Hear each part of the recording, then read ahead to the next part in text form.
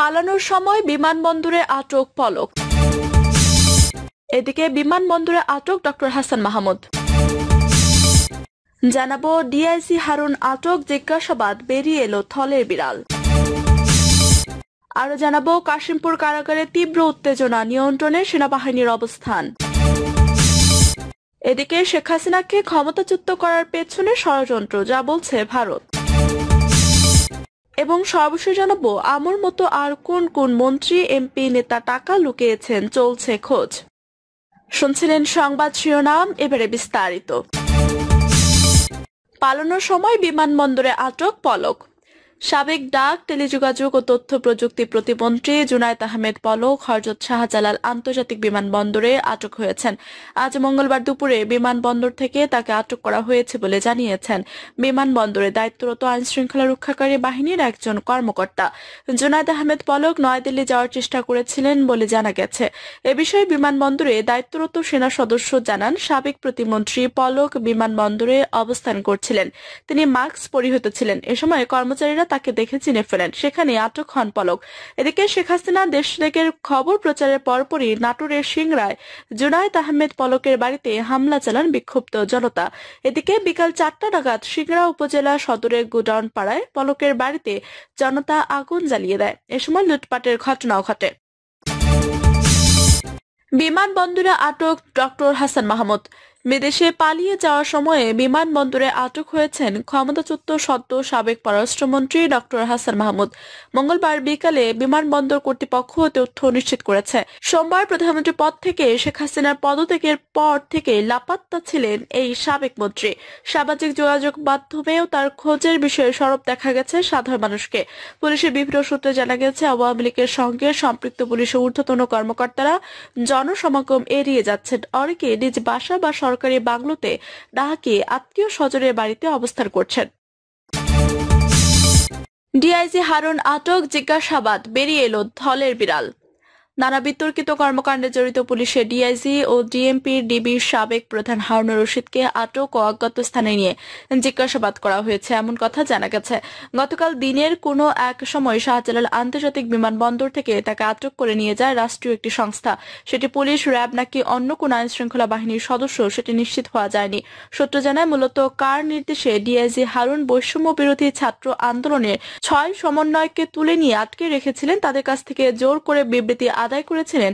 ছাত্র জনতার আন্দোলন দমনে নির্বিচারে ঘরে ঘরে ডিবি পুলিশ পাঠিয়ে মানুষ তুলে আনার কাজটি করেছেন। রাজনীতিক সহ জনগণের সঙ্গে বেপরোয়া আচরণ করছেন সেটি জানার চেষ্টা করা হয়। 6 সমন্বয়কের সঙ্গে দেখা করতে গেলে সাবেক স্বরাষ্ট্র প্রতিমন্ত্রী সোহেল তাজকে দেখা করতে দেননি অতিরিক্ত আইজিপি হারুন। তখন বলেছিলেন, ঊর্ধ্বতন কর্তৃপক্ষের নির্দেশ ছাড়া দেখা করা সম্ভব নয়। তাদের কবে ছাড়া হবে জানতে চাইলে তিনি বলেন, ঊর্ধ্বতন কর্তৃপক্ষ যখন নির্দেশ দেবে তখন ছাড়া হবে। সে ঊর্ধ্বতন কর্তৃপক্ষ কে সেটিও হারুনের কাছ থেকে জানার চেষ্টা করার কথা জানা গেছে। হারুন এডিশনাল এসপি থাকার সময় 2011 সালের 6 জুলাই সংসদ ভবনের সামনে তৎকালীন বিরোধী দলীয় চিফ হুইপ জয়নুল আবেদিন ফারুককে শারীরিকভাবে হেনস্থা করেছিলেন। সেই থেকে সমালোচিত এই পুলিশ কর্মকর্তা শেখ হাসিনার আনুকূল্য পেতে থাকেন, আর একের পর এক পদোন্নতি ও গুরুত্বপূর্ণ জায়গায় পদায়ন হয় তার। নানা অপকর্মের সঙ্গে তার যোগ সাজসের পাশাপাশি স্বৈরাচারী শেখ হাসিনার উদ্দেশ্যে সাবধানে বিরোধী রাজনৈতিক দলের নেতাকর্মীদের ধরপাকড়ে বড় ভূমিকা ছিল হারুনের। সর্বশেষ কোটা সংস্কার আন্দোলনে বিএনপি সমর্থক দেওয়ার পর গত 17 জুলাই দলের পল্টনের কেন্দ্রীয় কার্যালয়ে অভিযান চালান অতিরিক্ত আইজিপি হারুন। এরপর থেকে সেখানে আর কাউকে ঢুকতে দেওয়া হয়নি। গত সংসদ নির্বাচনের আগে বিএনপি অক্টোবর আন্দোলনের সময় দলের স্থায়ী কমিটির সদস্য গয়েশ্বর চন্দ্র রায়কে ধরে নিয়ে ডিবি অফিসে বেশ কয়েক ঘন্টা আটকে রাখেন হারুন। তাকে জোর করে আপ্যায়ন করে সেই ছবি সামাজিক যোগাযোগ মাধ্যমে ছেড়ে দেন। একই ঘটনা ঘটে 6 সমন্বয়কের সঙ্গে। তাদের জোর করে খাবার টেবিলে বসিয়ে চাউমিন খাওয়ানোর ছবি ও ভিডিও সামাজিক যোগাযোগ মাধ্যমে ছাড়েন। কাশিমপুর কারাগারে তীব্র উত্তেজনা, নিয়ন্ত্রণে সেনাবাহিনীর অবস্থান। গাজীপুরের কাশিমপুর হাই সিকিউরিটি কেন্দ্রীয় কারাগারের ভেতরের বন্দীদের মুক্তির দাবিতে উত্তেজনা শুরু হয়েছে। অনেকে দলবদ্ধভাবে বের হয়ে আসার চেষ্টা করছেন। সেনাবাহিনীর সদস্যরা এসে প্রাথমিকভাবে পরিস্থিতি নিয়ন্ত্রণ করছে। মঙ্গলবার দুপুরের দিকে এই পরিস্থিতি দেখা গেছে। ওই এলাকায় আকাশে হেলিকপ্টারে চক্কর দিতে দেখা গেছে। কারাগার সূত্রে জানা গেছে, গাজীপুরের কাশিমপুর কারা কমপ্লেক্সে পৃথক 4টি কারাগার রয়েছে। এর মধ্যে হাই সিকিউরিটি কেন্দ্রীয় কারাগার বিডিআর বিদ্রোহ মামলায় সাজাপ্রাপ্ত আসামি, ফাঁসি ও যাবজ্জীবন সাজাপ্রাপ্ত দুর্দর্শ যোগ জঙ্গি বন্দীরা রয়েছে। এছাড়া রাজনৈতিক মামলায় গ্রেফতার অনেক নেতাকর্মীরা ওই কারাগারে রয়েছে। কাশীপুর কেন্দ্রীয় কারাগার 1, কাশীপুর কেন্দ্রীয় কারাগার 2, কাশীপুর মহিলা কেন্দ্রীয় কারাগারে গুরুত্বপূর্ণ মামলার আসামি ও ফাঁসির আসামি রয়েছে। জানা গেছে বেলা 11টার দিকে কিছু বন্দী কারাগারে অভ্যন্তরে থাকা কারারক্ষীদের জিম্মি করে মুক্তির দাবিতে বিদ্রোহ শুরু করে। কারারক্ষীরা তাদের শান্ত করার চেষ্টা করে ব্যর্থ হন। এ সময় আগে থেকে সেখানে অল্প সংখ্যক সেনাবাহিনীর সদস্যরা তাদের নিয়ন্ত্রণ করার চেষ্টা করেন। এর মধ্যে উত্তেজনা আরো বেড়ে গেলে দুপুর 1টার দিকে অতিরিক্ত সেনা সদস্য হেলিকপ্টার যোগে কারা অভ্যন্তরে এসে বন্দীদের নিয়ন্ত্রণ করেন। এদিকে কারা অভ্যন্তরে বিদ্রোহের খবর পেয়ে বন্দীদের স্বজনরা সকাল থেকে কারাগারের সামনে অবস্থান করেন। এ সময় তাদের সঙ্গে আন্দোলনকারীরা যোগ দিয়ে বিক্ষোভ করে। কারাগারের বাইরে একটি জুট গোদামে অগ্নিসংযোগ করা হয়। পরে সেনাবাহিনীর সদস্যরা বাইরে বিক্ষোভকারীদের ধাওয়া করে ছত্রভঙ্গ করে দেন। শেখ হাসিনাকে ক্ষমতাচ্যুত করার পেছনে ষড়যন্ত্র, যা বলছে ভারত। বাংলাদেশের প্রধানমন্ত্রী পদ থেকে শেখ হাসিনা ক্ষমতাচ্যুত হওয়ার পেছনে ষড়যন্ত্র থাকতে পারে বলে ধারণা করছে ভারতীয় জনতা পার্টি। নেতৃত্বাধীন ভারতীয় ক্ষমতাসীন সরকার মঙ্গলবার দিল্লিতে বাংলাদেশের চলমান সহিংস রাজনৈতিক পরিস্থিতি ও শেখ হাসিনা ক্ষমতাচ্যুত হওয়া নিয়ে অনুষ্ঠিত সর্বদলীয় বৈঠকে ভারত সরকারের পক্ষ থেকে এমন তথ্য জানানো হয়েছে। বৈঠকে ভারতের পররাষ্ট্রমন্ত্রী এস জয়শঙ্কর বলেছেন, বাংলাদেশে শেখ হাসিনা নেতৃত্বাধীন সরকারের পতনের ষড়যন্ত্রে কতিপয় রাজনৈতিক ক্রিয়ানক জড়িত থাকতে পারে বলে জানা গেছে। দেশটির বিরোধী দল কংগ্রেসের সদস্য রাহুল গান্ধী বৈঠকে জয়শঙ্করের কাছে জানতে চান, গত কয়েক সপ্তাহ ধরে ঢাকায় চলা নাটকের সব ঘটনায় বিদেশি শক্তি, বিশেষ করে পাকিস্তান জড়িত থাকতে পারে কিনা। তার এমন প্রশ্নের জবাবে শেখ হাসিনা সরকার পতনের পেছনে ষড়যন্ত্র থাকতে পারে বলে গোয়েন্দা তথ্য পাওয়ার কথা জানান জয়শঙ্কর।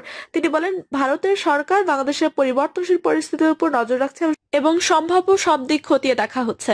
বাংলাদেশের চলমান পরিস্থিতিতে সম্ভাব্য নিরাপত্তা, অর্থনৈতিক এবং কূটনৈতিক প্রতিক্রিয়া মোকাবিলায় ভারতের সরকারের নেওয়া পদক্ষেপের বিষয়ে দেশটির সব দলের নেতাদের অবহিত করেন জয়শঙ্কর।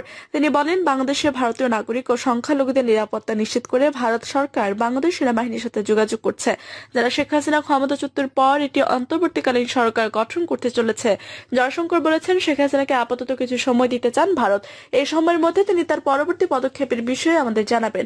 বাংলাদেশে কয়েক সপ্তাহ ধরে চলা সহিংসতা এখন পর্যন্ত 400 জনের বেশি মানুষের প্রাণহানি ঘটেছে।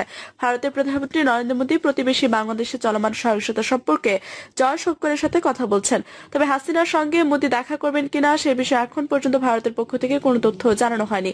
গত 15 বছর ধরে বাংলাদেশের ক্ষমতায় থাকা শেখ হাসিনা সোমবার শিক্ষার্থী জনতার আন্দোলনের মুখে পদত্যাগ করতে বাধ্য হন। পরে বিমান বাহিনী হেলিকপ্টারে করে ভারতে যান তিনি। বাংলাদেশের সাবেক এই প্রধানমন্ত্রী রাজনৈতিক ভবিষ্যৎ নিয়ে অনিশ্চয়তা তৈরি হয়েছে। একাধিক সূত্রে বরাত দিয়ে ভারতীয় সংবাদ মাধ্যম এনডিটিভি বলছে, শেখ হাসিনা লন্ডনে যেতে পারেন বলে ধারণা করা হচ্ছে। দেশটিতে রাজনৈতিক আশ্রয় চাওয়ার পরিকল্পনা রয়েছে তার, এমনকি তার লন্ডন যাত্রার জন্য বিমানে জ্বালানিও ভরা হয়েছে। কিন্তু মঙ্গলবার যুক্তরাজ্যের পররাষ্ট্রমন্ত্রী ডেভিড ল্যামির দেওয়া এক বিবৃতিতে শেখ হাসিনাকে আশ্রয় দেওয়ার বিষয়ে কোনো তথ্য উল্লেখ করা হয়নি। আমর মতো আর কোন কোন মন্ত্রী, এমপি, নেতা টাকা লুকিয়েছেন, চলছে খোঁজ। থলের বিড়াল বের হচ্ছে, পতন হওয়া শেখ হাসিনা সরকারের মন্ত্রী, এমপি সহ আওয়ামী লীগ নেতাদের বাড়িতে মিলছে অবৈধ কোটি কোটি টাকা। আমির হোসেন আমর বাড়িতেই পাওয়া গেছে 5 কোটি টাকা। 1-2 টাকা নয়, আরো অনেক বিদেশি মুদ্রা মিলল আমর ঝালকাঠি বাড়িতে। ঝালকাঠি শহরের রুনালস রোডের আমর বাসভবন থেকে লাগেজ ভর্তি বিপুল অর্থ উদ্ধার করে সেনাবাহিনী ও পুলিশ। ওবায়দুল কাদেরের ভাই কাদের মির্জার বাড়িতেও মিলেছে কোটি কোটি টাকা। গণমাধ্যমে চাঞ্চল্যকর এসব সংবাদ প্রকাশের পর প্রশ্ন আসছে, আওয়ামী লীগ সরকারের আর কোন মন্ত্রী, এমপি এবং দলটির কোন কোন নেতা আমর মতো বাড়িতে টাকা ডলার লুকিয়ে রেখেছিলেন। এসব অবৈধ অর্থের বিষয়ে দুর্নীতি দমন কমিশন দুদক এখন কি পদক্ষেপ নেবে? দুর্নীতি বিরোধী সংস্থাটি এখন কি আসলে ব্যবস্থা নেবে নাকি আগের মতো ঢিমের তালে এড়ানোর চেষ্টা করবে? এসব প্রশ্ন এখন সচেতন মহলে ঘুরপাক খাচ্ছে। এদিকে ক্ষমতার অপব্যবহার করে শেখ হাসিনা সরকারের যেসব মন্ত্রী, এমপি অবৈধভাবে হাজার হাজার কোটি টাকার মালিক বলেছেন, তাদের বিষয়ে মাঠে নেমেছে গোয়েন্দারা। উচ্চ পর্যায়ের সূত্রে ঢাকা টাইমস জানতে পেরেছেন, আওয়ামী লীগের প্রভাবশালী নেতাদের পাশাপাশি দল ঘনিষ্ঠ আরো যারা নানাভাবে অবৈধ অর্থ সম্পত্তির মালিক হয়েছেন তাদের বিষয়ে তথ্য সংগ্রহ চলছে। দেশে ক্ষমতার এবং পালা বোতল হয়ে গেলেও এখন পর্যন্ত প্রভাবশালী আমলা ও পুলিশ কর্তাদের দেখা যায়নি। মন্ত্রী, এমপিদের পাশাপাশি সাবেক বর্তমান আমলাদের অনেকেই দেশ ছেড়েছেন বলে গুঞ্জন আছে। এছাড়াও অনেকে বিআইপি, সিআইপি দেশ ত্যাগ করেছে। এই দেশ পলাতকদের তালিকা লম্বা বলে জানাচ্ছে বিমানবন্দর সূত্র। প্রিয় দর্শক, এই ছিল এখনকার মতো সর্বশেষ সংবাদ। আপনি সব সংবাদ পেতে চ্যানেলটি সাবস্ক্রাইব করে পাশে থেকে বেল বাটনটি ক্লিক করে রাখুন। ধন্যবাদ সবাইকে এতক্ষণ সাথে থাকার জন্য।